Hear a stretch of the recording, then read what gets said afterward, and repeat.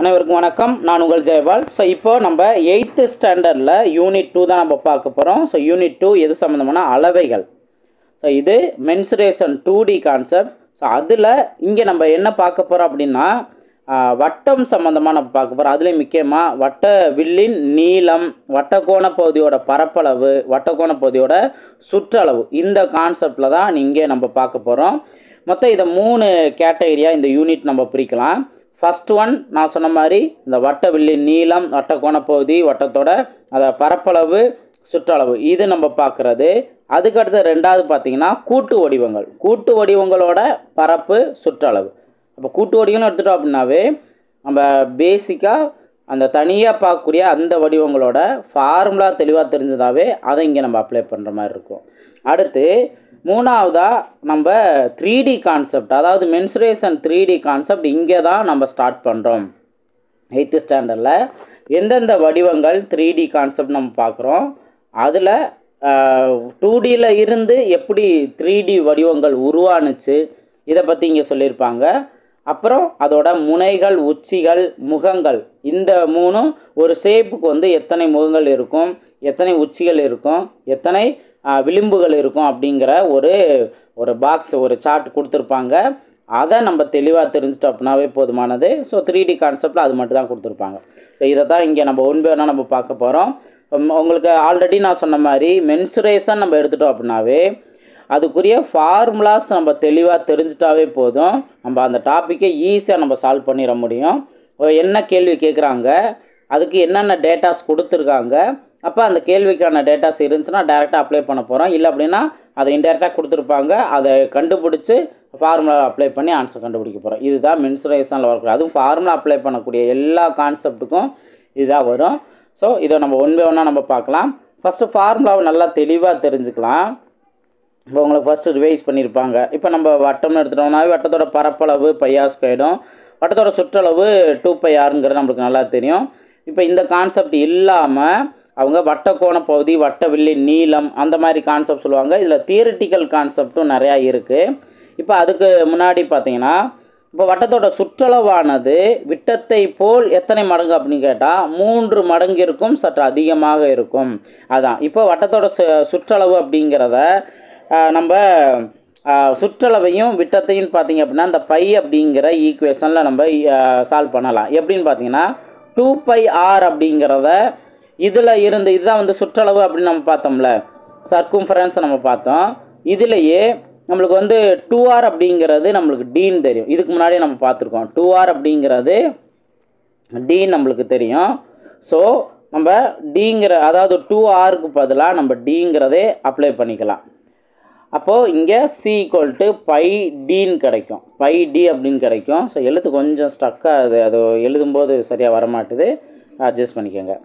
இப்போ இதில் இருந்து பை அப்படிங்கிற வேல்யூ என்னோட ரேஷியோவாக இருக்குது, சர்க்கம்ஃபரன்ஸுக்கும் ப்ளஸ் டயாமீட்டருக்கும். அப்போது இதை பார்த்தீங்க அப்படின்னா 22/7 நம்ம சொல்லுவோம். இதை சிம்பிளை பண்ணால் நம்மளுக்கு 3.14 கிடைக்கும். அப்போ இதில் என்ன விஷயம் இருக்குது அப்படின்னு பார்த்தீங்கன்னா இந்த π = 3.14 நம்ம சொல்கிறதுலையே அது 3 மடங்கை விட, இப்போ 3னோட முடிஞ்சிருந்தால் பரவாயில்ல, அது 3க்கு அப்புறம் 0.14ன்னு வர்றதுனால சற்று அதிகமாக இருக்குது அப்படின்னு பார்க்குறோம். இதுக்கப்புறம் நம்ம இன்னொரு முக்கியமான விஷயம் தெரிஞ்சுங்கன்னா பையோட வேல்யூ இப்போ 3க்கு அப்புறம் 0.14 மட்டுமா அப்படின்னு கேட்டிங்கன்னா அதை விட இன்னும் அதிகமாக டெசிமல் போயிட்டே இருக்குது. கிட்டத்தட்ட 12 லட்சத்துக்கு மேலே போய்கிட்டே இருக்குது. ஸோ இதுதான் நீங்கள் இப்போ உள்ள ஆராய்ச்சியாளர்களாக அதை ரிசர்ச் பண்ணிக்கிட்டே இருக்காங்க, இதுக்கு ஒரு எண்டு இருக்கா அப்படி அளவுக்கு. ஸோ இது நம்ம ஜென்ரலாக தெரிஞ்சுக்கிறது தான், அது பேசிக். அடுத்து வட்டத்தோட பகுதிக்கு வந்து இப்போ நம்ம இதுக்கு முன்னாடி 2 நம்ம தெரிஞ்சிருப்போம். இப்போ எக்ஸாம்பிள் இந்த பிக்சர் நீங்கள் கவனிச்சிங்கன்னா வட்டம்னு எடுத்துட்டிங்க அப்படின்னா அந்த வட்டத்தில் மையப்புள்ளியில் இருந்து, இப்போ மையப்புள்ளியில் இருந்து இந்த ஓரத்தில் வர்றத ஆரம், ரேடியஸ்ன்னு மென்ஷன் பண்ணியிருப்போம். அதே இது சென்ட்ரா மையப்புள்ளி வழியாக இருக்கக்கூடிய ஒரு பாயிண்ட்டு 2 இந்த பாயிண்ட்டை நம்ம சேர்த்தோம்னா இதை நம்ம விட்டம் நம்ம சொல்லியிருப்போம், டயாமீட்டர்னு சொல்லியிருப்போம். இப்போ வட்டத்துள்ள ஏதேனும் 2 புள்ளியை இணைச்சது அப்படின்னா அதுக்கு பேர் நான், அது வந்து 3 நான் மென்ஷன் பண்ணுவாங்க. இது வந்து வட்ட மைய வழியாக போகாது, மைய வழியாக போகுது அப்படின்னா அதுவே நான் சொல்லுவோம். ஆனால் அதுவே வந்து என்ன சொல்லிட்டோம், விட்டம்னு மென்ஷன் பண்ணிட்டோம். அப்போ வட்டத்தின் வழியாக செல்லும் மிகப்பெரிய நான் என்னன்னு கேட்டிங்கன்னா விட்டம்னு சொல்லுவாங்க. இதெல்லாம் தியரிட்டிக்கல் பாயிண்ட்டு. இந்த தியரிட்டிக்கல் பாயிண்ட்டை நீங்கள் இதுக்கப்புறம் இங்கே ஒன்று வேணால் பார்ப்பீங்க. இப்போ இங்கே பாருங்கள், வட்டத்தின் மீதுள்ள ஏதேனும் இரு புள்ளிகளை இணைக்கும் கோட்டுத்துண்டு நான் எனப்படும். ஏதாவது இரு புள்ளிகளை இணைக்கும் கோட்டுத்துண்டு என்னன்னு சொல்கிறோம்? நான் சொல்கிறோம். அடுத்து வட்டத்தின் மையப்புள்ளி வழியாக செல்லும் நான் விட்டமாகும் அப்படிங்கிறது. இதெல்லாம் தியரிட்டிக்கல் பாயிண்ட்டு. இன்னும் என்னென்ன தியரிட்டிக்கல் பாயிண்ட் இருக்குன்னு பாருங்கள். இப்போ நம்ம இதுக்கு முன்னாடி நம்ம பார்த்துருப்போம். கோட்டுத்துண்டை ஏபி பார் மென்ஷன் பண்ணுவோம். கதிர் அப்படிங்கிறத ஏபி இந்த பார் மென்ஷன் பண்ணுவோம். அதே போல் வட்ட வில் அப்படின்னு சொன்னால் ஏபி இந்த மாதிரி ஆரோ மார்க் மென்ஷன் பண்ணுவாங்க. ஸோ அதை பற்றி சொல்லியிருப்பாங்க. ஓகே, இப்போ எது தெரிஞ்சுக்கிறோம். இப்போ தியரிட்டிக்கல் பாயிண்ட் இதை கவனிங்க. ஸோ இந்த பிக்சரை நீங்கள் நல்லா தெளிவாக கவனிங்க. இதில் ஒவ்வொன்றையும் பாருங்கள். இப்போ வட்டத்தில் ஒரே ஒரு பீஸ் மட்டும் இருக்குது. வட்டத்தில் ஒரே ஒரு பீஸ் மட்டும் இருக்குது. அதுதான் என்ன சொல்கிறோம்? வட்ட வில்லுன்னு மென்ஷன் பண்ணுறோம். அதை எப்படி சொல்கிறாங்க பாருங்கள். அதே போல் வட்ட கோண பகுதிக்கு எப்படி நம்ம டெஃபனிஷன் சொல்கிறோம், வட்ட துண்டுக்கு எப்படி டெஃபனிஷன் சொல்கிறோங்கிறத இதில் தெளிவாக சொல்லியிருப்பாங்க. ஒரு வட்டத்தின் வட்ட பரிதியின் ஒரு பகுதியே வட்டவில் எனப்படும். அந்த சுற்றளவில் வட்ட பரிதி அப்படின்னா சுற்றளவு, சுற்றளவில் ஒரு பகுதி தான் என்னன்னு சொல்கிறோம்? வட்டவில் நம்ம மென்ஷன் பண்ணுறோம். அதுக்கடுத்து வட்டத்தின் இரண்டு ஆரங்களாலும் அந்த ஆரங்களால் வட்ட பரிதியில் வெட்டப்படும் வில்லாலும் அடைக்கப்படும் பகுதி வட்டக்கோண பகுதி அப்படின்னு சொல்கிறோம். இப்போ வட்டக்கோண பகுதி அப்படின்னா இப்போ இதுதான் சென்ட்ரு பகுதி, இதுலேருந்து ஒரு ரேடியஸ் இருக்குது, அதே போல் இங்கேருந்து ஒரு ரேடியஸ் இருக்குது, ரெண்டு ரேடியஸ்க்கு இடையில் ஒரு வட்ட வில்லு இருக்குது. இந்த எல்லாத்தையுமே அடைபடக்கூடிய பகுதி தான் வட்டக்கோண பகுதி. இதுதான் இங்கே நம்ம தெரிஞ்சுக்கிறோம். அதுக்கடுத்தது ஒரு நான் வட்டத்தை இரு பகுதிகளாக பிரிக்கிறது. ஒவ்வொரு பகுதியும் வட்ட துண்டு எனப்படும். இப்போ இங்கே ஒரு நான்கிறது ஏதாவது ரெண்டு புள்ளி, இப்போ இந்த புள்ளியும் நம்ம இணைக்கிறோம் அப்படின்னா இதுதான் நான் மென்ஷன் பண்ணுறோம். அப்போ இது வந்து இந்த நான்கிறது வட்டத்தை ரெண்டு பகுதியாக பிரிக்குது. அந்த தான் நம்ம என்ன சொல்கிறோம்? வட்டத்துண்டு அப்படின்னு நம்ம மென்ஷன் பண்ணுறோம். ஸோ இதுதான் இங்கே நம்ம தெரிஞ்சுக்கக்கூடியது, பேசிக்கானது தான். ஓகே, இப்போ இதுக்கு அடுத்து நம்ம ஃபார்முலாஸ் ஃபோக்கஸ் பண்ணலாம். இதை தெளிவாக நோட் பண்ணிக்கோங்க. ஏன்னா நம்மளோட ஸ்டூடெண்ட்ஸ்க்கு நான் ரெஃபர் பண்ணுறது ஃபார்முலாஸ்னால் டைரெக்டாக ஒரே இதாகவே கிடைக்கும் தான். நம்ம நெட்டில் ட்ரை பண்ணாலும் சரி, ஆர் ஏதாவது ஒரு மெட்டீரியல்ங்கிறது கொடுத்துருப்பாங்க, ஃபார்முலா நோட் பண்ணியிருப்பாங்க தான். ஆனால் உண்மையான நம்மளுக்கு மனசுக்குள்ளே எந்த அளவுக்கு இருக்கும் அப்படின்னா நம்ம ஒன்றா டைம் கிடைக்கும் போதே அதை நோட் பண்ணியிருப்போம் தான். லாஸ்ட் டயத்தில் வர்றவங்களுக்கு வேறு வழி இல்லை, நம்ம ஒரே இதாக ஃபார்முலா சீட் கிடச்சா அதை நம்ம மெமரி பண்ணிக்கலாம் அப்படின்னு தோணும். ஆனால் ஆரம்பத்துலேருந்து ஒன்றா படிக்கிறவங்களுக்கு நம்ம ஒரு மெட்டீரியலாக பிரிண்ட் அவுட் எடுக்கணும்னு அவசியம் இல்லை, அதுவும் ஃபார்முலாவுக்குன்னு தனியாக தேடி அவசியம் இல்லை. நம்ம ஒன்றா படிக்கும்போதே அதுக்கான ஃபார்முலாவை ஒன்றா கைப்பட எழுதுறது அது உங்களுக்கு தான் நல்லது. அதுதான் உங்களுக்கு நல்லா மைண்டில் நிற்கும். ஓகே, இப்போ இதை கவனிங்க. இதில் வட்டத்தின் மையக்கோணம் 360 டிகிரி. நம்ம டிகிரி கான்செப்டில் இது எல்லாமே தெரிஞ்சுக்குவோம். இப்போ நேர்கோடுனா அதோட டிகிரி 180 டிகிரி. அப்போ ஒரு வட்டம் இருந்துச்சுன்னா அதோட மையக்கோணத்துக்கான டிகிரி என்ன? 360 டிகிரி. இந்த மாதிரி நம்ம தெரிஞ்சுக்குவோம். இப்போ அது எண் சம அளவு உள்ள வட்டக்கோண பகுதிகளாக பிரிக்கப்பட்டால் அதை வந்து என்னென்னு சொல்லுவோம்? வட்டக்கோண பகுதியின் மையக்கோணம் வந்து என்ன அப்படின்னா டீட்டாவோட வேல்யூ எப்படி கண்டுபிடிக்கலாம்? 360ல் எத்தனை சம அளவாக பிரித்தாங்களோ அதுதான் டிவைடில் எண்ணு நம்ம நோட் பண்ணோம். இப்போ எக்ஸாம்பிள் அரை வட்டத்துக்கான மையக்கோணம் அப்படின்னா அரைங்கிறது வட்டத்தை வந்து ரெண்டாக பிரிக்கிறோமா? ஸோ அப்போ எண் வேல்யூ 2. 360/2 இதோட டீட்டாவோட வேல்யூ என்ன? 180. அதே போல் கால்வட்டம் அப்படின்னா வட்டத்தை வந்து 4ஆக பிரிக்குது. அப்போ என்னோட வேல்யூ 4 நம்ம எடுத்துக்கலாம். 360/4 90 டிகிரின்னு எடுத்துக்கலாம். இதே கான்செப்டை வச்சு அவங்க எத்தனை சமபாகங்களாக பிரிக்கிறாங்களோ அதை பொறுத்து இப்போ 3 சமபாகங்களாக இங்கே பிரிச்சுருக்காங்க. அப்போது என்னோட வேல்யூ 3 அப்ளை பண்ணுங்கள். 360/n அப்படின்னா 360/3 வேல்யூ டீட்டாவோட வேல்யூ 120 டிகிரி. அதே போல் இங்கே கவனிங்க, மொத்தம் எத்தனை பார்ட்டாக பிரிக்கிறாங்க பாருங்கள். 1 2 3 4 5 6 6 பார்ட்டாக பிரிச்சுருக்காங்க. அப்போ 360/6 அப்படின்னு பார்த்தோம்னா 60 டிகிரி. அதே இது இங்கே அடுத்தது கவனிங்க, 1 2 3 4 5 6 7 8 பாகமாக பிரிக்கிறாங்க. 360/8 அப்போது இங்கே 4 அதுக்கப்புறம் 32 40னா 45 டிகிரி. அதுக்காக அதே போல் தான் 1 2 3 4 5 6 7 8 9 10 11 12 அப்போது 360 டிகிரியை 12ஆல் நம்ம டிவைட் பண்ணுறோம். 30 டிகிரி நம்மளுக்கு ஆன்சர் கிடைக்கும். அப்போ எத்தனை சமபாகங்களாக பிரிக்கிறாங்க அப்படிங்கிற அந்த ஒரு குவான்டிட்டி தெரிஞ்சால் போதும், ஈஸியாக நம்மளால் ஆன்சர் கண்டுபிடிக்க முடியும். ஸோ இது ஒன்று. இப்போ இதுக்கு அடுத்தது பாருங்கள், வட்டவில்லின் நீளம், வட்டக்கோண பகுதியோட பரப்பளவு, இது சம்மந்தமான ஃபார்முலாஸ் கொடுத்துருப்பாங்க. இப்போது நம்மளுக்கு வேறு ஒன்றும் இல்லை, வட்டவில்லின் நீளம் அப்படின்னா சுற்றளவில், அந்த சுற்றளவு நம்ம என்னன்னு பார்த்துருப்போம், 2πrன்னு பார்த்துருப்போம். அதில் என்ன எவ்வளோ பகுதியாக பிரியுது அப்படிங்கிறதான் இங்கே நம்ம தெரிஞ்சுக்குவோம்.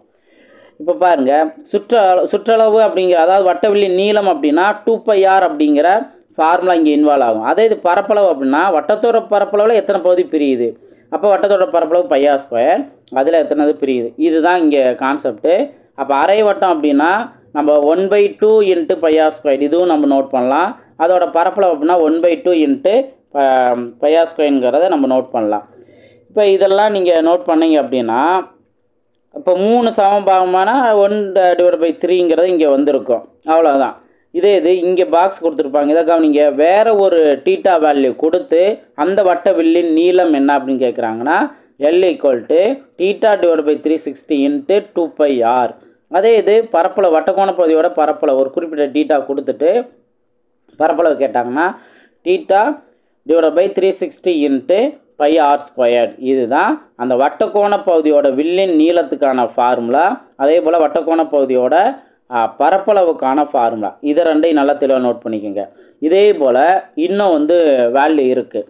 இப்போ இங்கே தீட்டா கொடுத்து, அதாவது எப்பயுமே ஒரு ஃபார்முலாவை நீங்கள் நோட் பண்ணுறீங்க அப்படின்னா என்ன கேள்வி கேட்டிருக்காங்க, அந்த கேள்வியில் வரக்கூடிய ஃபார்முலாவுக்கு என்னென்ன டேட்டாஸ் தேவை. இப்போ நீங்கள் வட்டவில்லின் நீளம்னு எடுத்துக்கிட்டாலும் சரி, அதோட பரப்பளவும் சரி, தீட்டாவும் ரேடியஸ் வேல்யூவும் தெளிவாக தெரிஞ்சுன்னா இங்கே நீங்கள் அப்ளை பண்ணி ரெண்டையுமே கண்டுபிடிச்சலாம். இதை நீங்கள் எப்பயுமே எந்த ஒரு ஃபார்முலா படித்தாலும் இதை நல்லா தெளிவாக நீங்கள் நோட் பண்ணியிருக்கணும். நெக்ஸ்ட்டு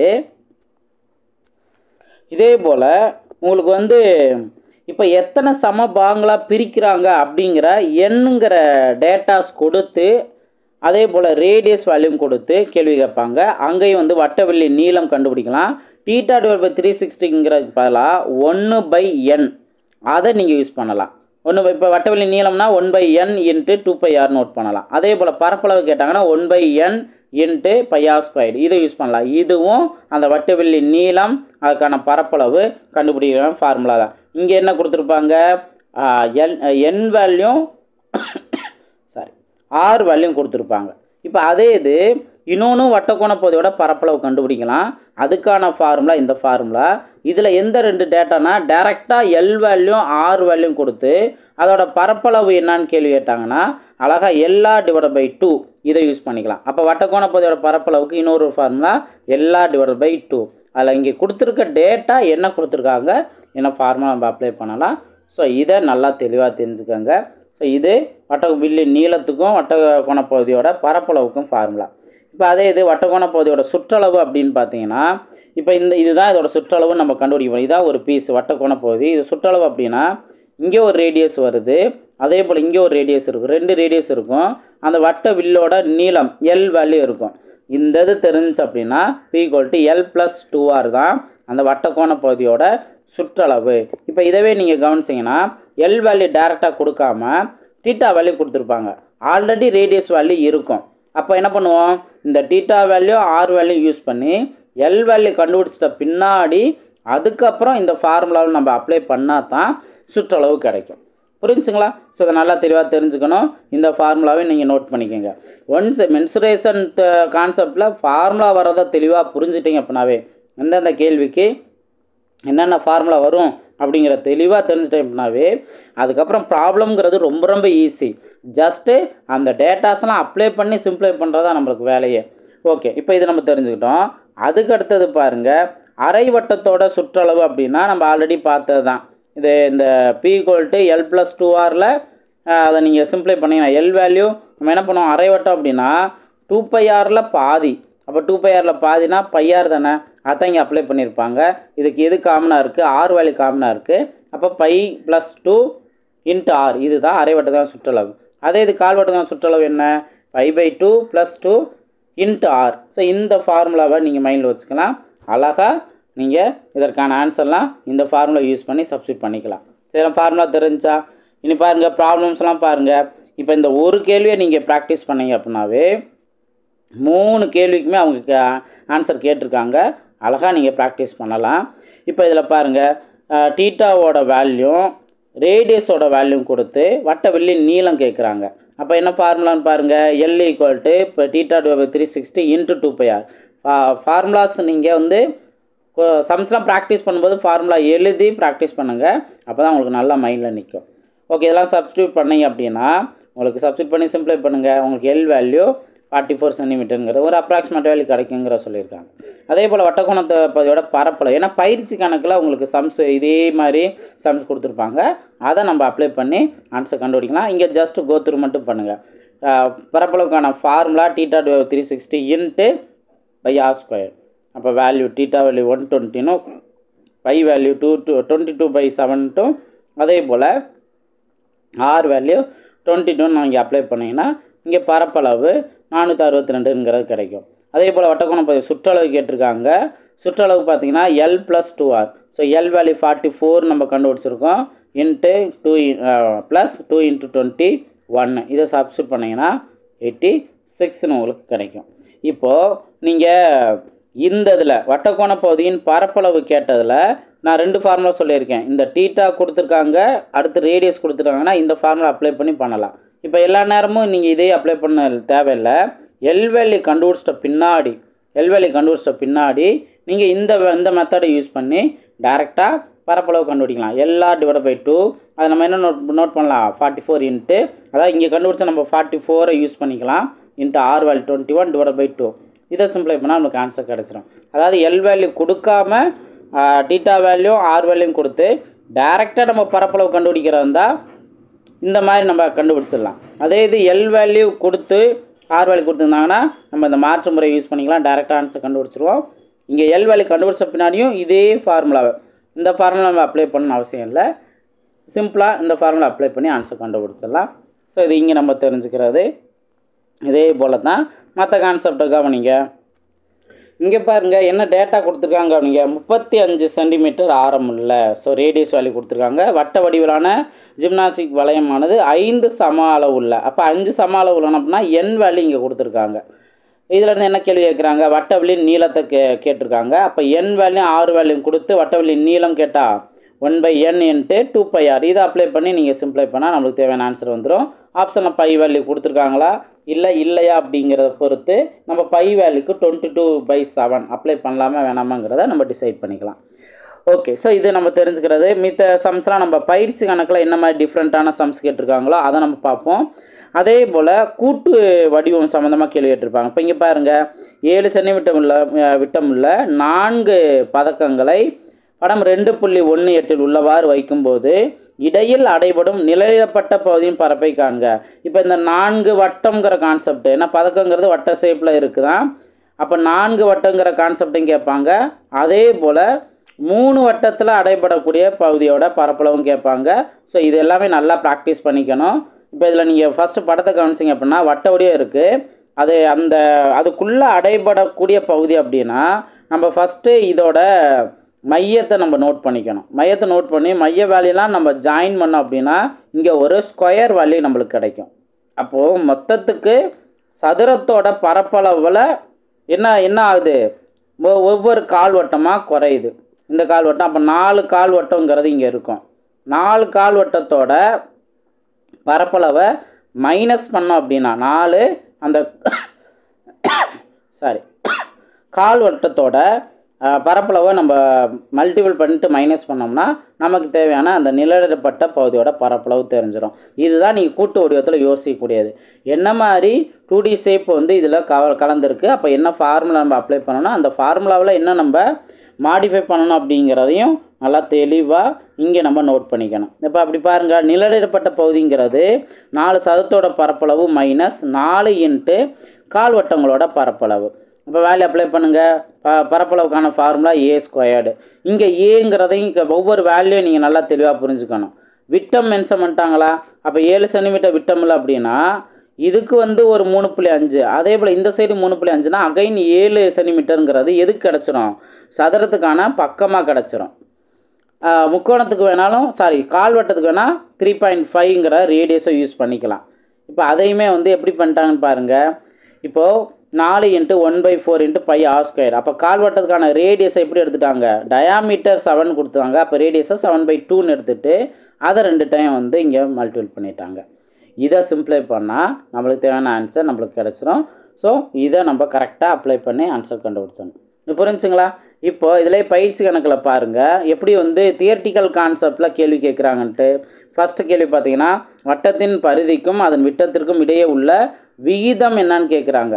வேறு ஒன்றும் இல்லை, சுற்றளவுக்கும் விட்டத்துக்கும் அப்படின்னா நம்ம ஆல்ரெடி பார்த்தோம் 22/7 22:7ன்னு நம்ம எழுதிக்கலாம். 22:7 இதுதான் விகிதம். அதே போல் ஒரு வட்டத்தின் மீதுள்ள ஏதேனும் 2 புள்ளிகளை இணைக்கும் கோடு, ஏதேனும் 2 புள்ளிகளை இணைக்கும் கோடை நான் நம்ம படிக்கிறோம். அதே போல் ஒரு வட்டத்தின் மிகப்பெரிய நான் என்ன அப்படின்னா விட்டம். இதுதான் தியரிட்டிக்கல் கான்செப்டில் கேள்வி வைக்கிறது. ஸோ இதெல்லாம் நல்லா தெளிவாக நம்ம படிச்சுக்கணும். ஓகேவா? ரைட். அதுக்கப்புறம் ஃபார்முலாவே அப்படியே பொறுத்து கான்செப்டில் கேட்டிருக்காங்க, அதை ப்ராக்டிஸ் பண்ணிக்கோங்க. இப்போ இதில் கான்செப்ட் நான் ஆல்ரெடி உங்கள்கிட்ட சொன்ன மாதிரி தான், ஒரு டேட்டா கொடுத்துட்டு 3 கேள்வியுமே கேட்குறாங்கன்னு சொன்னேன்ல. வட்டக்கோண பகுதியோட வில்லின் நீளம், பரப்பளவு, சுற்றளவு. இப்போ இந்த ஃபஸ்ட் இதுக்கு நம்ம ட்ரை பண்ணுவோம். ரெண்டாவது நீங்களே ட்ரை பண்ணுங்கள். ரொம்ப ரொம்ப ஈஸியானதான், நீங்கள் அழகாக ப்ராக்டிஸ் பண்ணலாம். ஓகே, இப்போ இதை கவனிங்க. என்ன கொடுத்துருக்காங்க, தீட்டா வேல்யூ 45னும் ப்ளஸ் அதுக்கு அடுத்தது ஆர் வேல்யூ 16 கொடுத்துருக்காங்க. இப்போ வட்டக்கோண பகுதி வில்லின் நீளம் என்ன, theta value theta / 360 × 2πr value substitute பண்ணுங்கள். Theta value 45 / 360 × 2 × 22/7 × R value 16. இப்போ இதை எப்படி சிம்ப்ளை பண்ணலாம்? ஃபஸ்ட்டு 9ஆல் அடிச்சு கொடுத்தா 9 45 49 40ன்னு இருக்குது. மறுபடியும் 4ஆல் அடிச்சு கொடுத்தா இங்கே 10 வரும், இங்கே 4ன்னு வரும். 2ஆல் அடிச்சு கொடுத்தா இங்கே, அதாவது 5ஆல் அடிச்சு கொடுத்தா இங்கே 1 5 2 10, இந்த 2 கேன்சல் ஆயிரும். அப்போ இங்கே நம்மளுக்கு கிடைக்கிறது 22 × 4 / 7 மட்டும்தான் இருக்கும். இப்போ 22 × 4 88 88/7. அப்போ 1 பேலன்ஸ் 1 18 அப்படின்னா 2 டைம்ஸ் இருக்குது, பேலன்ஸ் 4. அப்போது 12.5 இந்த மாதிரி போயிட்டு இருக்கும். ஸோ இதான் அதற்கான ஆன்சர் நம்ம எடுத்துக்கலாம். அதே போல் தான் அதோட பரப்பளவு அப்படிங்கிற போது பரப்பளவுக்கு நம்ம என்ன ஃபார்முலா யூஸ் பண்ணுவோம், A = எல்லா /2 யூஸ் பண்ணிக்கலாம். ஏன்னா எல் வேல்யூ அந்த 12.5 நம்ம கண்டுபிடிச்சோம்ல, என்ன வருதோ அதை நம்ம நோட் பண்ணிக்கலாம். ஆர் வேல்யூ என்ன 16 /2. அப்போ அடிச்சு கொடுத்தோம் அப்படின்னா நமக்கு 8ன்னு வரும். 12.5 8 மல்டிபிள் பண்ணிக்குவோம். அப்போது 0 பேலன்ஸ் 4. அடுத்து 8 2 16 4 20க்கு 0 பேலன்ஸ் 2 1 8 8 2 10 ஒரே ஒரு டிஜிட். அப்போ 100 அப்படிங்க நம்மளுக்கு கிடைக்கும். ஸோ இது பரப்பளவு. அதே போல் அதோட சுற்றளவும் கேட்குறாங்க. சுற்றளவுக்கு நம்ம என்ன ஃபார்முலா யூஸ் பண்ணுறோம், L + 2R. L வேல்யூ 12.5 நம்ம பார்க்குறோம், ப்ளஸ் 2 × R வேல்யூ 16, 2 × 16 32. ஸோ 32 + 12.5 44.5. இதுதான் இங்கே நம்ம பார்க்குறது. ஸோ இது மாதிரி தான் நம்ம மற்றதையும் நம்ம ப்ராக்டிஸ் பண்ணிக்கலாம். ஆல்ரெடி நான் சொன்ன மாதிரி தான், ஃபார்முலா தெளிவாக தெரிஞ்சிருந்தது அப்படின்னா ஈஸியாக நீங்கள் சால்வ் பண்ணிடுவீங்க. அதே போல் தான் ஒவ்வொரு டேட்டாவுக்குமே அழகாக நீங்கள் ஆன்சர் கண்டுபிடிச்சலாம். இப்போ வட்டக்கோண பகுதியோட பரப்பளவுன்னு கேட்குறாங்க. கொடுத்துருக்க டேட்டா பாருங்கள், வில்லின் நீளம் L வேல்யூ கொடுத்துட்டாங்க, இங்கே R வேல்யூ கொடுக்குறாங்க. அப்போ LR / 2 இதை தான் நம்ம சப்ஸ்டிட் பண்ண போகிறோம். இதில் 2ஆல் நீங்கள் அடிச்சு கொடுத்தா இங்கே 5ன்னு வரும். 48 × அதாவது இப்போ இங்கே நீங்கள் 4 கூட 48 கூட 2ஆல் அடிச்சு கொடுங்க, 24ன்னு வரும். 24 × 10 240. இந்த மாதிரி கூட நம்ம ஃபாஸ்ட் ஆன்சர் கண்டுபிடிச்சிடலாம். ஸோ அழகாக ஆன்சர் கண்டுபிடிச்சிடலாம். ரைட். அதே போல் மற்றது இங்கே என்ன கொடுத்துருக்காங்க, வட்டக்கோண பகுதியோட மையம் கேட்குறாங்க. அப்போ இதே ஃபார்முலாவே இங்கே கொடுத்துருக்க டேட்டா பரப்பளவும் ரேடியஸ் வேல்யூ. அப்போ மையம் கேட்குறாங்க, தீட்டா கேட்குறாங்க. பரப்பளவு = தீட்டா / 360 × πr². இதில் இருந்து கொடுத்துருக்க டேட்டாவை அப்ளை பண்ணிக்கலாம். 462ங்கிற பரப்பளவு, தீட்டா வேல்யூ தெரியாது, / 360 × 22/7 × R வேல்யூ 21. அது ஸ்கொயர் பண்ணோம்னா மறுபடியும் 21ங்கிற நோட் பண்ணலாம். இந்த மாதிரி இதற்கான ஆன்சர் நம்ம கண்டுபிடிக்கலாம். இப்போ இதை நீங்கள் சால்வ் பண்ணிங்க அப்படின்னா ஃபஸ்ட் என்ன பண்ணலாம், இங்கே ஏல வந்து இங்கே அடிச்சு கொடுத்தா 3 அப்படின்னு கிடைக்கும். நெக்ஸ்ட்டு 3ஐயும் இங்கே 360 டிவைட் பண்ணால் டிவைடில் 120ங்கிறது கிடைக்கும். அதுபோக வேறு 21ஆல் அடிச்சு கொடுங்க, ஒரு 21 21 2 21 42, மறுபடியும் 42 மிச்சம் நிற்குமா, மறுபடியும் 22. அப்போ இந்த ரெண்டும் இந்த 22ம் அடி ஆயிரும். அப்போ டீட்டாவோட வேல்யூ என்ன, 120 டிகிரி. இந்த மாதிரி ஈஸியாக இதற்கான ஆன்சர் நம்ம கண்டுபிடிச்சிடலாம். ஸோ ஃபார்முலா தெரிஞ்சிருந்தோன்னா குயிக்காக நம்ம சப்ஸ்டியூட் பண்ணிட்டு சிம்ப்ளை பண்ணுறது தான், இதில் ரொம்ப கஷ்டம்லாம் இருக்காது. ஸோ இதை நல்லா ப்ராக்டிஸ் பண்ணுங்கள். அடுத்தது நீங்கள் கவனிச்சிங்க அப்படின்னா, இப்போது இந்த சமதள பகுதியாக பிரிக்குது அப்படின்னு சொன்னாங்கன்னா இது வந்து n வேல்யூ, இது ரேடியஸ் வேல்யூ. அப்போ நம்ம என்ன பண்ணுவோம், இது என்ன கேள்வி, வில்லின் நீளம்னா L = 1/n இன்ட்டு 2πr. இதில் நம்ம சப்ஸ்டியூட் பண்ணிடலாம். அப்போ 1/8 into 2 into 22/7 into r value 120, r value 120. இப்போ இதை எங்கே நம்ம சிம்ப்ளை பண்ணலாம், 8ஆல் நம்ம அடிச்சு கொடுத்தோம் அப்படின்னா 1/8, இங்கே 1/8, பேலன்ஸ் 4, அப்போ 15ங்கிறது வரும். இது எல்லாத்தையும் நம்ம சிம்ப்ளை பண்ணி 7ஆல் நம்ம டிவைட் பண்ணிக்க வேண்டியதான். 5 இன்ட்டு 2 30, 30 இன்ட்டு 22 66, அப்போ 660, 660/7. இதை சிம்ப்ளை பண்ணும்போது நம்மளுக்கு 1 7 9 7 63, பேலன்ஸ் 30, 4 7 28, பேலன்ஸு 2, அப்போ மறுபடியும் 2.2ங்கிறதா வரும். ஸோ கொஞ்சம் எழுத்து சரியாக வரமாட்டுது, ஸ்டக் ஆகுது. அப்போ 94.2 தான் இதற்கான ஆன்சர். இந்த மாதிரி நம்ம அதை ப்ராக்டிஸ் பண்ணலாம். அதே போல் கூட்டு வடிவங்கள்ன்ட்டு எதாவது வந்தாலும் கரெக்டாக அந்த அடுத்தது கூட்டு வடிவங்கள். ஓகே, இப்போ இதை கவனிங்க. கூட்டு வடிவங்கள்ங்கிற போது நம்ம புதுசாக அதையும் நம்ம யோசிக்க போகிறதில்ல. கொடுத்துருக்க ஷேப் அது என்னென்ன வடிவங்கள்லாம் கலந்தது அப்படிங்கிறது தான் இங்கே நம்ம தெளிவாக யோசிக்கணும். அதுக்கேற்றாப்படி நம்ம எத்தனை வேல்யூ நம்ம அவங்க கேட்டிருக்க பரப்பளவு கேட்டால் என்ன பண்ணணும், சுற்றளவு கேட்டால் என்ன பண்ணணுங்கிறத பார்க்கணும். ஸோ இதில் கொஞ்சம் தெரிஞ்சுக்காங்க, அதோட பேர்லாம் தெரிஞ்சுக்கோங்க. இங்கே கவனிங்க என்னென்ன கொடுத்துருக்காங்க பாருங்கள். 3 அல்லது அதற்கு மேற்பட்ட பக்கங்களை கொண்டு உருவாக்கப்பட்ட மூடிய தள வடிவம் பலகோணம் எனப்படும். பக்கங்களின் எண்ணிக்கையை பொறுத்து அவற்றின் சில வகைகள் வந்து இங்கே குறிப்பிட்டிருக்காங்க.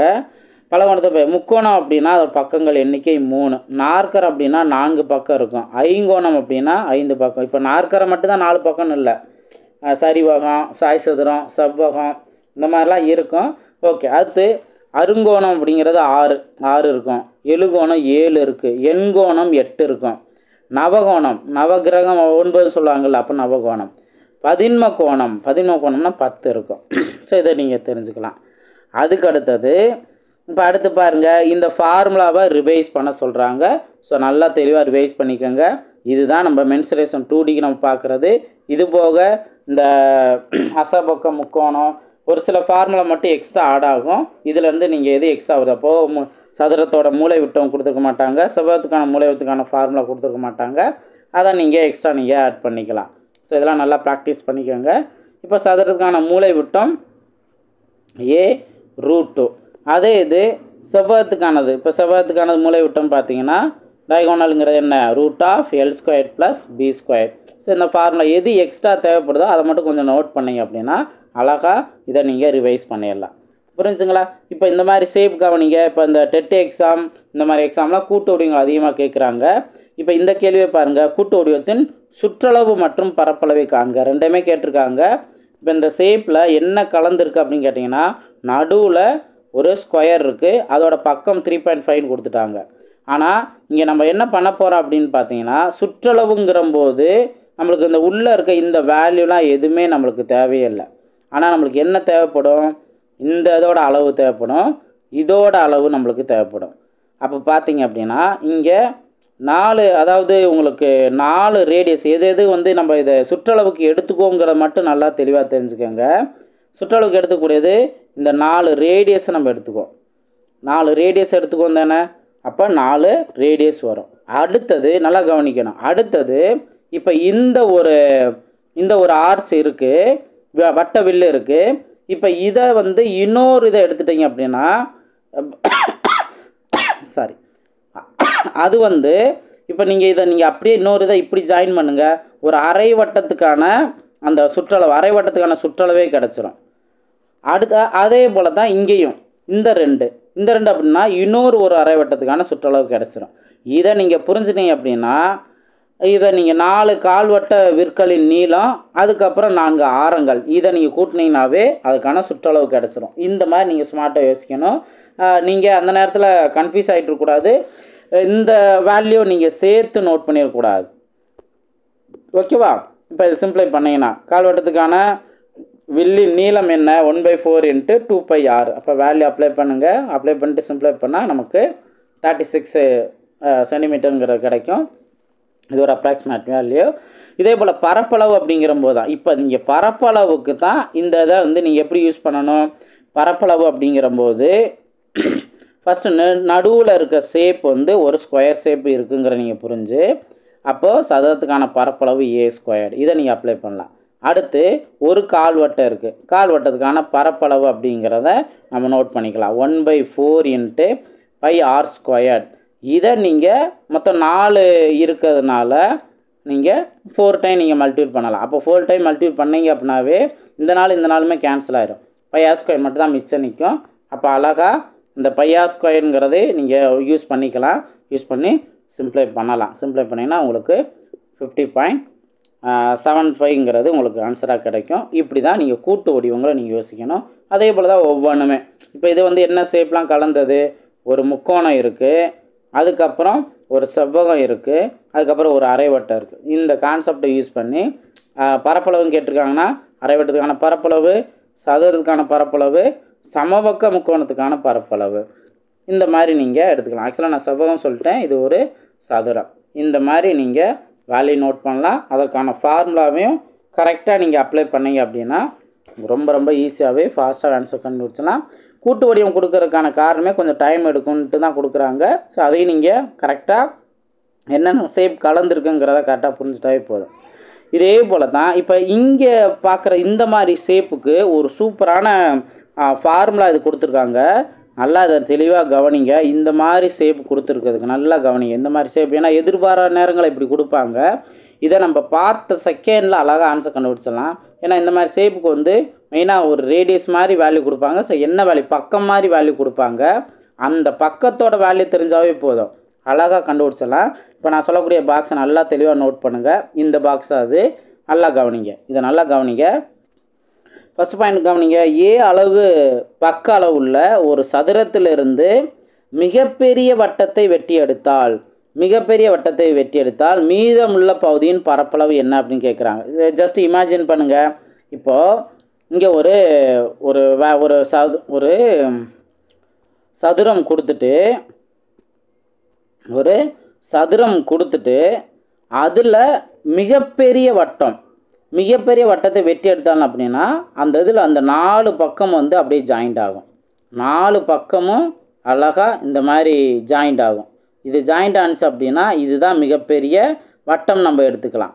அப்போ இந்த வட்டத்தை வந்து வெட்டி எடுக்கும்போது நல்லா கவனிங்க. இந்த வட்டத்தை நம்ம வெட்டி எடுத்துட்டோம் அப்படின்னா எடுத்துட்ட பின்னாடி மீதமுள்ள பகுதியின் பரப்பளவு. அப்போ மீதமுள்ள பகுதிங்கிறது எதை கேட்குறாங்க, இந்த வேல்யூ தான் கேட்குறாங்க. மீதமுள்ள பகுதியோட பரப்பளவு என்ன அப்படின்னு கேள்வி கேட்டாங்கன்னா நீங்கள் ரொம்ப சிம்பிளாக, அதாவது ஃபார்முலா நம்மளுக்கு நல்லா தெரியும். மொத்த பரப்பளவில் இருந்து வட்டத்தோட பரப்பளவை மைனஸ் பண்ணால் நம்மளுக்கு கிடைக்க போகுதுங்க சார் அப்படின்னு நம்ம சொல்லலாம். ஆனால் கொடுக்குறது என்ன கொடுப்பாங்க அப்படின்னா பக்கத்தோட வேல்யூ மட்டும் கொடுத்துருப்பாங்க.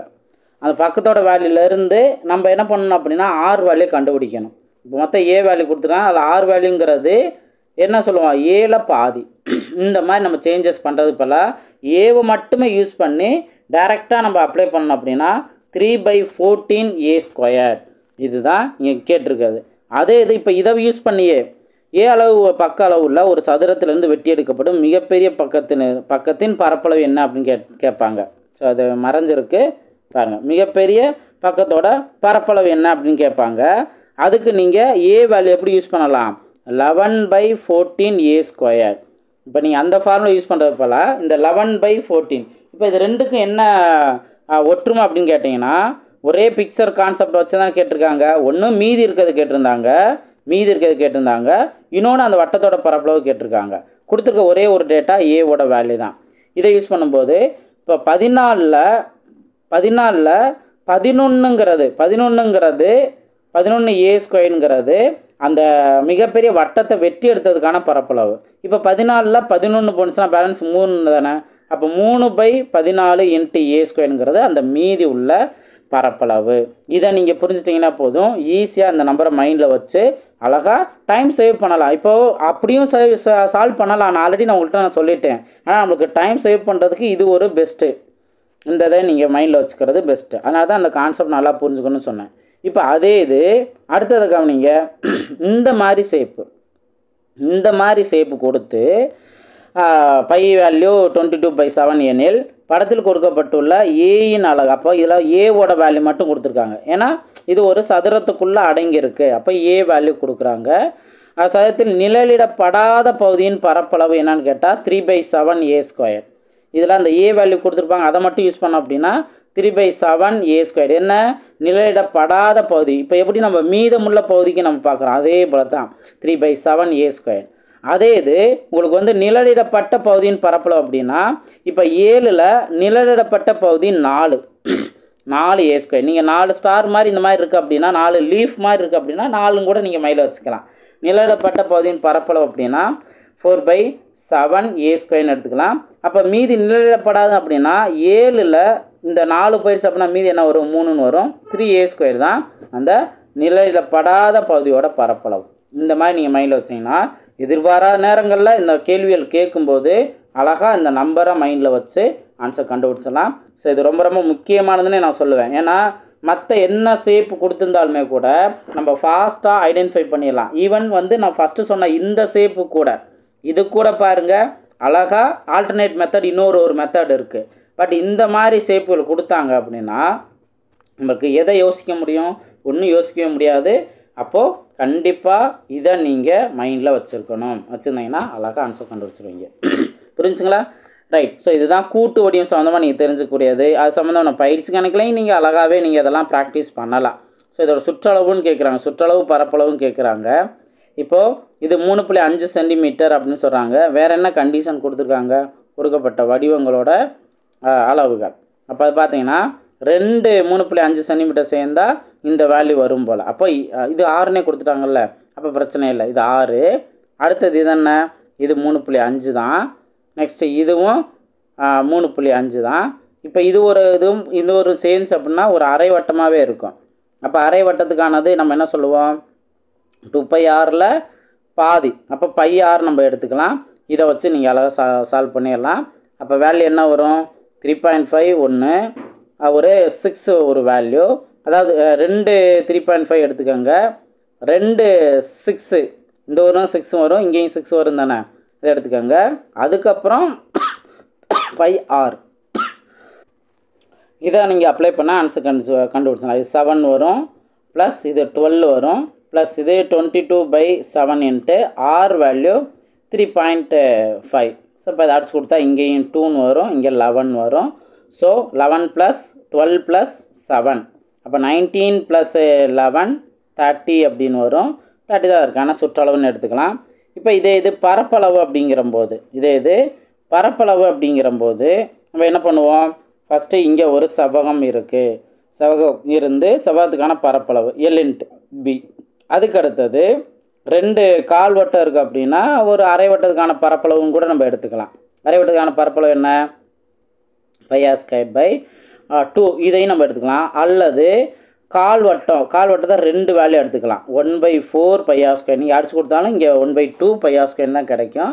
ஸோ இதை நீங்கள் சால்வ் பண்ணீங்க அப்படின்னா L value 6 into B value 3.5 plus இங்கே pi value 22/7 into R value 3.5 whole square. அப்போது 3.5 நம்ம நோட் பண்ணிக்கலாம். நெக்ஸ்ட்டு 3.5 ஹோல் ஸ்கொயர் நம்ம நோட் பண்ணிக்கலாம். டிவைடில் அந்த 2 வரும், அந்த 2 இங்கே நோட் பண்ணிடலாம். இப்போ நீங்கள் அடிச்சு கொடுத்தீங்க அப்படின்னா இங்கே 2 இங்கே 11 இருக்கும். இப்போ 3.5 அப்படின்னா 2 டைம் நீங்கள் நோட் பண்ணுங்கள். 3.5 3.5ங்கிறத 2 டைம் நோட் பண்ணுங்கள். கொஞ்சம் எழுத்து சரியாக வர மாட்டேது. 3.5 இன்ட்டு 3.5. இப்போ இதை 2 டைம்ஸுங்கிறது வரும். இதுக்கப்புறம் நம்ம எதுவும் சிம்ப்ளை பண்ண முடியாது. மல்டிபிள் பண்ணுங்கள். 11 இன்ட்டு 3.5 இதை மல்டிபிள் பண்ணிட்டு 2ஆல் டிவைட் பண்ணலாம். 11 இன்ட்டு 3.5னா என்ன, இந்த மாதிரி நீங்கள் நோட் பண்ணிடலாம். 385 நோட் பண்ணுவீங்க. அப்போ 3.85 இதுதான் இதற்கான ஆன்சர். 11ஆல் மல்டிபிள் பண்ணீங்க அப்படின்னா 35 நோட் பண்ணிவிட்டு அதை நீங்கள் ஆட் பண்ணிங்கன்னா இந்த மாதிரி வரும். இப்போ இதை நீங்கள் 2ஆல் டிவைட் பண்ணுங்கள். 2ஆல் டிவைட் பண்ணும்போது 1.925 இந்த மாதிரி வரும். இது எல்லாத்தையும் கூட்டுங்க. இப்போ 6 இன்ட்டு 3.5னா 6 5 30க்கு 0 பேலன்ஸ் 3 0.3 21.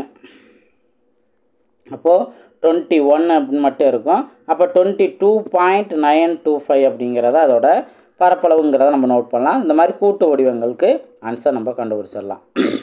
புரிஞ்சுங்களா? ஸோ கூட்டு வடிவங்கள்ங்கிற போது நம்ம பெருசாக பயப்படணும் அவசியம் இல்லை, அழகாக ஆன்சர் கண்டுபிடிச்சலாம். இதெல்லாம் நீங்கள் ட்ரை பண்ணி பாருங்கள், கொடுத்துருக்க வேல்யூலாம் ட்ரை பண்ணி பாருங்கள். இப்போ நெக்ஸ்ட்டு முப்பரிமாண வடிவங்கள். முப்பரிமாண வடிவங்களில் ஒரு ஷேப்லேருந்து தான், இப்போ வட்டம்னு எடுத்துட்டிங்கன்னா, காயின்னு எடுத்துட்டிங்க அப்படின்னா இந்த வட்டத்தில் இருந்து தான் உருளைங்கிறதே உருவாகுது. இப்போ நீங்கள் காயின் அடுத்தடுத்து அடுக்கி வச்சிங்க அப்படின்னா அது என்ன ஷேப்பாக உருவாகும்? ஒரு உருளை ஷேப்பாக உருவாகிருக்கும். அதே இது உங்களுக்கு செவ்வகம் ஒரு பேப்பர் வந்து நீங்கள் வச்சுருக்கீங்க, பேப்பர் அப்படியே ஒன்றுக்கு மேலே ஒன்று அடுக்கி வச்சுக்கிட்டே இருந்தீங்கன்னா அது என்னவா மாறிடும்? ஒரு கன செவ்வகமாக மாறிடும். அதே இது ஒரு சதுர வடிவ ஒரு பிஸ்கட் வச்சுருக்கீங்க, அதை ஒவ்வொன்றா நீங்கள் மேலே அடுக்குனீங்க அப்படின்னா இதுவுமே வந்துட்டு ஒரு கனசதுரமாகவே மாறிடும். ஸோ அப்போ எந்த ஷேப்பில் இருந்து எது உருவாகுது அப்படிங்கிறத அழகாக தெரிஞ்சுக்கலாம். இதெல்லாம் வந்து 3D ஷேப்புங்கிற பாருங்கள். இப்போ 3D ஷேப்னு எடுத்தோன்னாவே அதை வந்து இப்போது முகங்கள் அப்படின்னு பார்த்தீங்க அப்படின்னா இந்த ஃபேஸு தான், இதுதான் வந்து முகங்கள் நம்ம சொல்கிறோம். விளிம்புகள் அப்படிங்கிறத இதை தான் வந்து விளிம்புகள் அப்படின்னு நம்ம சொல்லுவோம். அதே இது எட்ஜு அப்படின்னு பார்த்தீங்கன்னா இந்த கார்னர், இதைத்தான் நம்ம எட்ஜுன்னு மென்ஷன் பண்ணுவோம். இதை பற்றி கிளியராக சொல்லியிருப்பாங்க. ஓகே, இப்போ இங்கே இதுதான் வந்து இப்போ இது ஒரு ஃபார்முலா இருக்குது. என்ன அப்படின்னா F+V - E அப்படிங்கிறது. இப்போ எஃப் அப்படிங்கிறது ஃபேஸ் சொல்லுவாங்க, எட்ஜு இந்த மாதிரி விளிம்பு அப்படிங்கிற மாதிரி மென்ஷன் பண்ணுவாங்க. அதில் இது ஒரு ஃபார்முலா. இது என்ன ஃபார்முலா அப்படின்னா ஆய்லர் ஃபார்முலா. இந்த ஆய்லர் ஃபார்முலாங்கிறது என்ன அப்படின்னா F+V - E. இதை வந்து ஒவ்வொருத்துக்குமே அந்த எஃப் வேல்யூ என்ன, வி வேல்யூ என்ன, இ வேல்யூ என்னன்னு கண்டுபிடிச்சி இதை சப்ஸ்டியூட் பண்ணும்போது என்ன வேல்யூ வருது அப்படிங்கிறதை நம்மளை ஒரு ப்ராக்டிஸ் பண்ண சொல்லியிருக்காங்க. ஸோ 3D கான்செப்டில் இதை இங்கே பொறுத்த வரைக்கும் இதை நம்ம என்னென்னு கண்டுபிடிச்சிட்டோம் அப்படின்னாவே போதுமானது தான். என்னான்னு பார்ப்போம். இப்போ ஃபஸ்ட்டு கவனிங்க, கனசதுரத்துக்கு சொல்லியிருப்பாங்க. ஸோ நல்லா தெளிவாக இதை நம்ம கவனிக்கணும், கன்ஃபியூஸ் ஆகிடக்கூடாது. இப்போ கனசதுரத்துக்கு அப்படின்னு பார்த்தீங்கன்னா 6 முகங்கள் இருக்கும். இப்போ இது ஃப்ரண்ட்டு, அதுக்கப்புறம் அது பேக்கு, இங்கே பின்னாடி இருக்கிறது அந்த பேக்குன்னு நம்ம எடுத்துக்கலாம். அதே போல் டாப் மேலே இருக்குது, அதே போல் கீழே இருக்கும். நெக்ஸ்ட்டு இந்த சைடு ஒன்று, இந்த சைடு ஒன்றுன்ட்டு இருக்கும். இந்த மாதிரி 6 இருக்கும். அதே போல் 8 அந்த எட்ஜு அப்படின்னு பார்த்தோம், விளிம்பு அப்படின்னு நம்ம பார்க்கும்போது இப்போ நல்லா கவனிங்க. உங்களுக்கு இப்போ இந்த இதுதான் 8, இந்த கார்னரு. ஸோ நான் ரெட்டில் நோட் பண்ணுறேன். இது இங்கே 4 இருக்குது. அதே போல் பின்னாடி ஒரு 4 இருக்கும். இதுதான் மொத்தத்துக்கு 8 இருக்கும். அப்போ விங்கிற வேல்யூ 8 நம்ம எடுத்துக்கலாம். இப்போ எட்ஜு அப்படின்னு பார்க்கும்போது கவனிங்க, நாம் ஆரம்பத்தில் மாற்றி சொல்லிட்டேன்னு நான் நினைக்கிறேன். ஸோ ஓகே, இப்போ எட்டு அப்படின்னு பார்க்கும்போது வரணும்ல, இது 1ங்களா 2 3 4.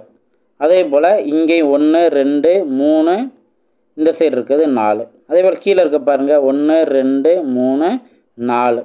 அப்போது இதை நம்ம என்ன சொல்லலாம், எட்ஜு மொத்தம் 12 இருக்குன்னு சொல்லலாம். இப்போ எட்ஜை பொறுத்த வரைக்கும் 2 முகங்கள் சந்திக்கிற பகுதியை நம்ம என்னன்னு சொல்லலாம், 2 முகங்கள் சந்திக்கிற பகுதியை நம்ம எட்ஜுன்னு சொல்லலாம். அதே இது விளிம்புன்னு பார்க்கும்போது 3 முகங்கள் சந்திக்கிற பகுதி. இப்போ பாருங்கள், இப்போ இந்த ஒரு பாயிண்ட் நீங்கள் எடுத்துட்டீங்க அப்படின்னா இந்த இடத்துல என்னென்ன சேருது, இந்த முகம் சேருது, இந்த முகம் சேருது, அதே போல் இந்த லெஃப்ட் சைடு உள்ள ரைட் சைடு உள்ள முகங்கிறது சேருது. இந்த மாதிரி உங்களுக்கு முகங்கள் இந்த இது சேரும். ஸோ அதுதான் நம்ம வி வேல்யூங்கிற எடுத்துக்கலாம். இதை வச்சு இப்போ இங்கே F+V - E கண்டுபிடிங்க. F+V அப்படின்னு பார்த்தீங்கன்னா உங்களுக்கு 6 + 8 14 மைனஸ் எட்ஜ் வேல்யூ 12 அடிச்சு கொடுத்தா நமக்கு 2ன்னு கிடைக்கும். இப்போ அதே போல் கனசபகம் பார்த்தீங்கன்னா இப்போ இங்கே எப்படி 6 ஃபேஸ் இருக்கோ அதே 6 ஃபேஸ் உள்ளதுக்கு 8 விளிம்புங்கிறது இந்த மாதிரி இருக்கும், எட்ஜுங்கிறதும் 12 தான் இருக்கும். அப்போது இதை நீங்கள் சிம்பிளை பண்ணுங்கள், அகைன் நம்மளுக்கு 2 தான் கிடைக்கும். இப்போ இந்த முப்பட்டகம் இதை தான் நம்ம நல்லா தெளிவாக கவனிக்கணும். முப்பட்டத்துக்கு மொத்தம் எத்தனை பக்கங்கிற பாருங்கள். இப்போ இது 1, பேக்கில் இருக்கிறது 2, இப்போ லெஃப்ட்டில் இருக்கிறது 3, ரைட்டில் இருக்கிறது 4, கீழே இருக்கிறது 5. அப்போ முப்பட்டத்துக்கு எத்தனை முகங்கள் இருக்குது, 5. இப்போ அதுக்கு அடுத்தது இதை கவனிங்க, எத்தனை இதுன்னு பார்த்தீங்கன்னா 1, அதே போல் 2 3 4 5 6 தான் இருக்குது. 6 தான் இருக்குது. இப்போ அதுக்கு அடுத்தது இதோட இ வேல்யூ பாருங்கள், மொத்தம் எத்தனை இருக்குங்கிறத கவனிங்க. 1 2 3 4, அதே போல் இப்போ 1 2 3னா இந்த சைடு 1 2 3 6 வரைக்கும் இருக்கும். அடுத்தது 7 8 9, மொத்தம் 9 இருக்கும். இப்போ இதை நீங்கள் எப்படி பாருங்கள், 5 + 6 11, 11 - 9 2. இப்போ இதுலேருந்து என்ன சொல்கிறாங்க அப்படின்னா, அந்த ஆய்லர் ஃபார்முலான்னு சொன்னாங்கல்ல, அதோட வேல்யூ எப்பயுமே 2 தான் வரும். அதான் இங்கே சொல்லியிருப்பாங்க. அப்போ ஏதாவது 2 வேல்யூ தெரிஞ்சிருந்து அப்படின்னாவே போதும், 3வது வேல்யூ கண்டுபிடிக்கிறதுக்கு இந்த 2ங்கிற நம்பரை யூஸ் பண்ணிக்கலாம். எப்படி யூஸ் பண்ணாங்கிற பாருங்கள். இப்போ இந்த சதுர பிரமிடுங்கிற கொடுத்துருக்காங்க. சதுர பிரமிடில் பாருங்கள் மொத்தம் எத்தனை ஃபேஸுங்கிறது, இப்போ 1 2, அந்த சைடு இருக்கிறது 3, பேக்கில் இருக்கிறது 4, பாட்டமில் இருக்கிறது 5, 5ன்னு வச்சுக்கலாம். இப்போ எட்ஜு எத்தனைன்னு பாருங்கள், அதாவது உங்களுக்கு 1 2 3 4 5 இருக்குது. 5 இருக்குங்களா? இப்போ கண்டிப்பாக இப்போ 5 5 10ன்னு இது வரும். இங்கே 2 வரணும் அப்படின்னா என்ன இருக்கணும், இங்கே 8ங்கிறது தான் இருக்கணும். 8 இருந்தால் தான் 2 நம்ம ஆட் பண்ணிட்டா நம்மளுக்கு அதை மைனஸ் பண்ணும்போது 2ன்னு கிடைக்கும். இப்போ 8 தான் இருக்குங்கிறத பாருங்கள், எட்ஜு வந்து 8 தான் இருக்காங்கிறத பாருங்கள். எப்படி தெரிஞ்சுக்கலாம், 1 2, பேக் சைடு இருக்குது 3, இந்த சைடு இருக்குது 4, அதே போல் 5 6 7 8 வந்துச்சுன்னா நான் சொன்ன மாதிரி இந்த மாதிரி தான் நீங்கள் அந்த ஒவ்வொரு ஷேப்லையும் நீங்கள் தெரிஞ்சுக்கலாம். இதை நீங்கள் அதை ப்ராக்டிஸ் பண்ணுங்கள், என்ன வரும் அப்படிங்கிறத நீங்கள் தெரிஞ்சுக்கோங்க. இதுதான் இங்கே நம்ம பார்க்கக்கூடியது. ஸோ நம்ம எல்லாத்தையுமே நல்லா தெளிவாக நம்ம பார்த்துருக்கோம். இதுக்கப்புறம் பயிற்சி கணக்குகள் தான் இருக்கும். பயிற்சி கணக்கில் நீங்கள் அழகாக நீங்கள் ப்ராக்டிஸ் பண்ணலாம். என்ன டவுட் இருந்தால் நீங்கள் தாராளமாக கேட்கலாம். உங்களோட ப்ராக்டிஸுங்கிறது இங்கே ரொம்ப முக்கியமானது. உங்களுக்கு நீங்கள் பார்க்குறீங்க, இப்போ நம்ம பார்த்த எல்லா கான்செப்டுமே நம்ம பார்த்தாச்சு. இனி நம்ம அதை ப்ராக்டிஸ் பண்ணுறது. அப்போ நான் ஆரம்பத்தே சொன்னேன்ல, இந்த மாதிரி 3 காயினை வச்சு எல்லாம் காம்படிட்டிவ் எக்ஸாம்லாம் வந்து கேட்குறாங்க. ஸோ இதான் ஒன்ஸ் கோத்ரூ பண்ணுங்கள். கண்டிப்பாக நான் கொடுக்கக்கூடிய கிளாஸ் ரொம்ப ரொம்ப யூஸ்ஃபுல்லாக இருக்கும். நல்லா ப்ராக்டிஸ் பண்ணுங்கள். அடுத்தடுத்த வீடியோவில் மீட் பண்ணலாம். தேங்க்யூ.